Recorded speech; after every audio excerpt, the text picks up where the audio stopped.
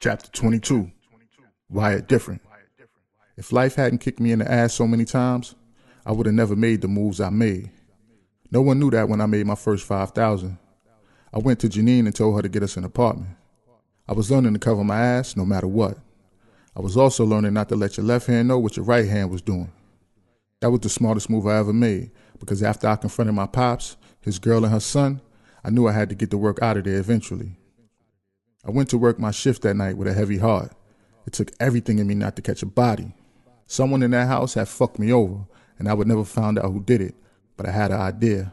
There was no need for my pops to steal from me, and this girl was satisfied with me paying the rent and hitting her off from time to time with a few extra dollars. That meant it had to be her grimy-ass son who was waiting for me to leave and make sure my pops and his moms would sleep before making his way in my space and do me dirty. Before I arrived on the block, I had to change my attitude quickly. There was no more room for mistakes.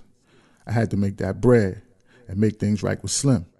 As I turned a corner on the 7th Avenue, I noticed a new guy by the name of Love standing in the building, and my worker was standing outside. I went straight to Charlene's to talk to Slim. Before I was able to approach him, he raised his hand as though to stop me. I asked him what the fuck was going on. I was not going to let his hand just to stop me from getting clarity. Up until that dummy situation, Slim and I had built a friendship, and to see someone else out there holding down my position bothered me. Slim made it clear that he had to replace me because he didn't trust me anymore. He went on to tell me it wasn't personal, it was strictly business. That shit broke my heart because I was on the up and up, and for him to see me like a snake offended me. He had the power to shut me down, and he did. At that point, I found myself with no work, no spot, and no money. That is when I learned if I would have saved money, money would have saved me. As fast as I made the money, I spent it. Not once did I think about saving for a rainy day. I had also developed a gambling habit. I went to Joe Grant's almost every night, thinking that if I lost any money, I was able to make it up the next day. I was wrong, but I was wired differently. Although I went through all the basic betrayals in such a short time, I was not going to allow that experience to define me. Back at my pop's place, I went straight into my room, grabbed my TV and stereo, jumped in the cab and headed to the Bronx. It was strange entering my apartment. I had spent so much time in Harlem, I never really got a chance to enjoy the place with Janine. If nothing else, I made sure the apartment was fully furnished, rent was paid and up to date, and there was food in the refrigerator. I set my things by the door and walked into the bedroom where Janine was sleeping. I tried to be quiet when I stood over her. Janine was a good woman. She attended college classes and worked at D'Agostino's supermarket somewhere in Manhattan. I took off my clothes, climbed into the bed next to her, and took a deep breath. She looked at me and laid her head on my chest. Why didn't I do this sooner? I asked myself while I laid there and thought. I guess I needed that comfort at the time. I wasn't one of those men who laid around and played house. I had already had a taste of the street life, and just because Slim had cut me off didn't mean I was going to bow down. The thought of getting comfortable at the crib was not acceptable. I had a deep hunger for money that no woman could fulfill. The visit only lasted but for so long.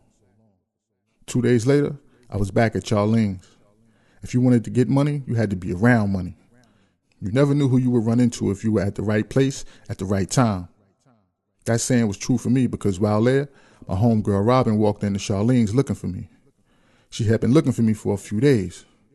She told me that she was living at a welfare hotel on 28th Street and there was a lot of money to be made. Robin described the setup and how everybody down there was smoking crack. She went on to tell me that there was only one thing missing. That was the work. She even offered me her room to work out of, for a fee, of course. Robin wanted me to go down there to check it out, but what was the point if I didn't have the supply to feed the masses? I was on it, though. If it was anything like she said it was, I was not going to pass up the opportunity.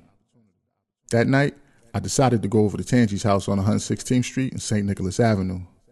I had to stay in the hood in order to make some moves in the morning. But before I made my way into the building, I was surprised to find that building was completely abandoned.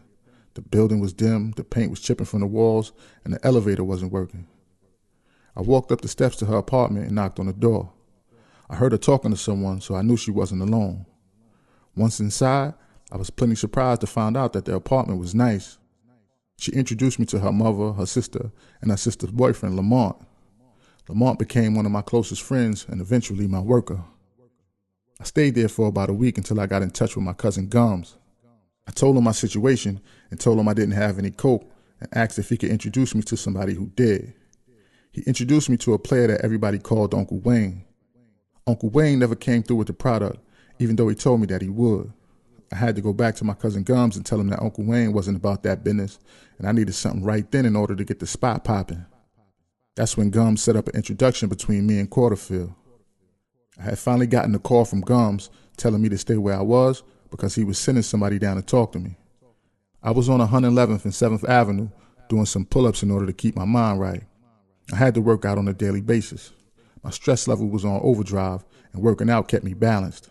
Quarterfield pulled up with Guy Wood, the founder of 5001 Flavors. They pulled up in a white Civic all pimped out with rims, sheepskin seats, and a booming system. They both got out the car and did a thorough inspection of me. Quarterfield introduced himself with confidence, then told me he had heard some good things about me from Gums and that he was ready to do some business. I told him about the hotel and all the money that we were going to make if he could keep up with the supply. We started the deal with a 70-30 split. 70% went to him and 30 went to me. I wasn't worried about the split at the time. I just wanted the spot up and running. I knew that eventually I was going to come back to the table to renegotiate the numbers, but until then, I was good. After I made the deal with Quarterfield, Uncle Wayne showed up 2 days later with 2 kilos talking about I got it for you. When I told him I had already hooked up with Quarterfield, he knew he had lost out. I couldn't wait around for somebody to get work. I needed someone who already had it. That same night, I went down to the hotel, opened up shop, and made so much money that Quarterfield couldn't keep up with the demand. He had created a system that worked for both of us. Being that it was our first night, we did the best we could with what we had, but at the end of the day, I walked out of there paid. I ran into a few hiccups the first couple of days, but like any other business, some things had to be revamped.